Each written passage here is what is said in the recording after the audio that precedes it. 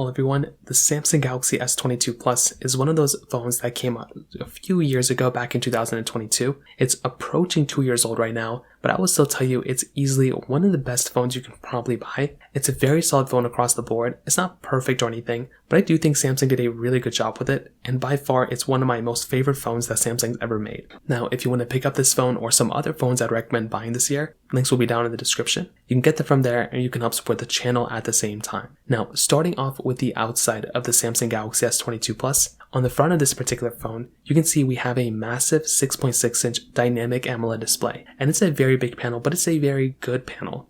It's 1080p, 120Hz, and you have to remember a few things. This was not like their main flagship of the time. This was like their flagship, but not quite their flagship. Their Ultra phone is basically their more expensive, the most expensive one that they make. This one is a little bit of a different device. I don't really know how to describe their Plus. It's like a more better version of their standard base model, phone that they make, but it's still a very good phone. I still think it holds up very well in so many different ways. And the Samsung Galaxy S22 Plus, in my opinion, is a very, very good device, especially on the front display. It's a whole bunch display too, fingerprint sensor in the display. There's still lots and lots of stuff to like about this phone, and by far, it definitely gets a thumbs up for me without a doubt. So the front of this phone, for sure I love it. On the sides of this phone, they're like a little curved, but they're just like a little, like not curved too, I don't know how to describe it, but they're like flat, curved a little bit. On the bottom of this phone, you're getting a USB Type-C port, which is really cool. This, port is actually a little bit better than some of the other ports that we've had on some other phones, because you are getting things like, Samsung DeX,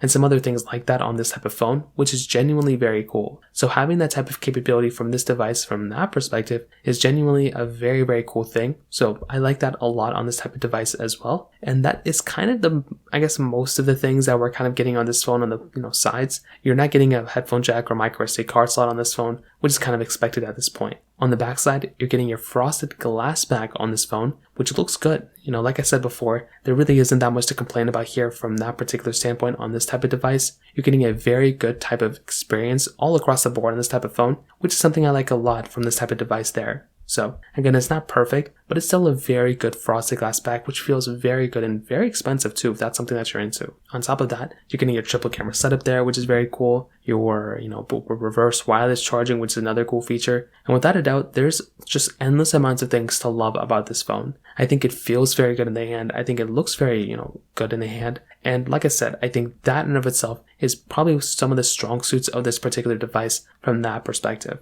Now, some other areas of this phone that I actually like a lot is its price tag. The thing about Samsung phones that we've seen basically throughout their whole entire lifespan since they've been made is that they're pretty quick to depreciate in price. So if you were to buy this phone right now, this phone is already depreciated so much, like probably like 40 to 50%, probably more than that. But within the first couple of weeks that a Samsung phone comes out, these phones depreciate like 10%, probably even more than that. They depreciate quite fast. So the best time to buy a Samsung phone is always later, in my opinion. There's really not a huge point of buying a brand new Samsung phone when you can just buy them when they kind of come out, or like maybe like a week or two later, and already start seeing depreciation at very high levels. So that's one thing I love about Samsung phones, is that you can just buy them and they're already significantly cheaper when they just come out. So that's kind of one big thing. But regardless, when it comes down to the exterior and the pricing of these phones, that are a little bit older, I like them.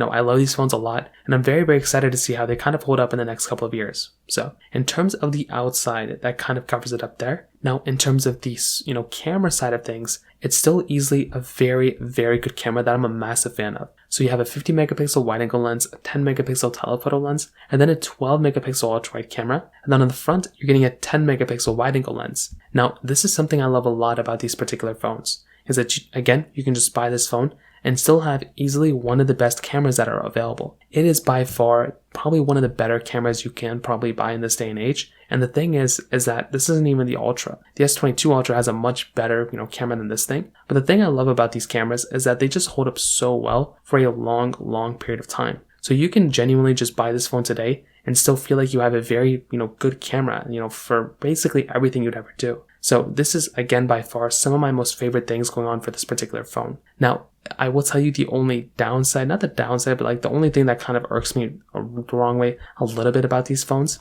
is that sometimes the camera quality inside of certain applications, so things like, if you're going to go into like, Snapchat or, TikTok or Instagram or something like that, the camera quality may not be that amazing or be that great. So that could be kind of an annoyance for some people. But I do think for the vast majority of people out there, if you're going to go ahead and buy a phone like this, you're probably going to be perfectly fine for a vast majority of things that you're probably going to go and mess with. So I think that in and of itself isn't even that crazy big of a deal. And you're still getting a very good performing device from this thing without a doubt. So from the camera side of things, it definitely gets a thumbs up for me for sure. Now in terms of the, actual software longevity, this is one of those things that has always kind of irked me the wrong way about a lot of these Samsung phones. The thing with these devices, and I love Samsung, right? But the problem with this device, probably a problem, is that it's just not really that great when it comes down to the software longevity. The software experience has gotten a lot better. One UI has gotten a lot better too. But the problem I still have kind of is that I do feel like Samsung could be giving us a little bit of a better experience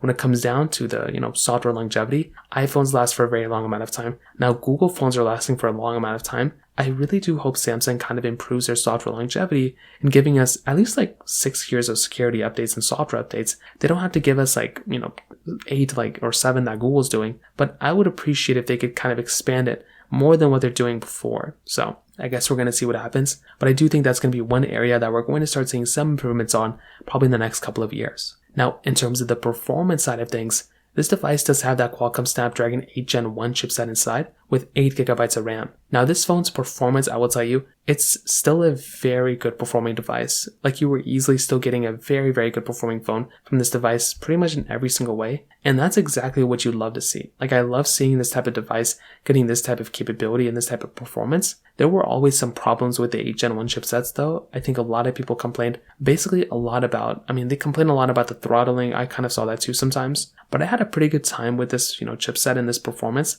My only issue was I always felt like the battery life wasn't that great, and this phone did get hot quite a bit. But I was doing mostly emulation gaming on my, phone, so you're definitely going to experience some sort of performance, not the best performance on these types of devices. But I would tell you, in my opinion, you are still getting a very good performing, phone from this thing. And the performance is just one of those areas that I wouldn't really complain about at all in this type of phone. There's some other things to complain about this phone, maybe the battery life being a little bit better, some other things, but the performance of this phone is easily still very, very good. And on top of that, I feel like the battery life on this phone is also very decent still. It's still a very decent performing, battery life too. It's a pretty big size battery for the most part. You're getting 4,500 mAh battery in this type of phone. And still, I think that's a very good size battery to have in this type of device. It's very big. And like I said, there's just really not that much to complain about here from, all across the board. So to kind of round it up, what I'll tell you is, I think the Samsung Galaxy S22 Plus is still easily one of the better phones you could buy. It's a very good device. It's not perfect by any means, but it's still a great phone, and I think Samsung did a really good job with it. If you're going to go ahead and pick up a device, I think the S22 Plus is a very good option. You can't really go wrong with it. If you want to though, you can always go and pick up some other phone, you can buy the S21 Plus or the S23 Plus. You can also buy a Pixel 8 Pro or Pixel 7 Pro. But I do think the S22 Plus is a very good phone. I'd recommend probably most people to buy, to be honest. So in terms of that kind of covers it up there. If you have any other thoughts or questions, let me know in the comment section below. Hit the like button, that would mean so much, but definitely hit that subscribe button. More importantly than everything else, I love every single one of you guys. Hopefully I'll catch you guys in the next video. Peace out, till then.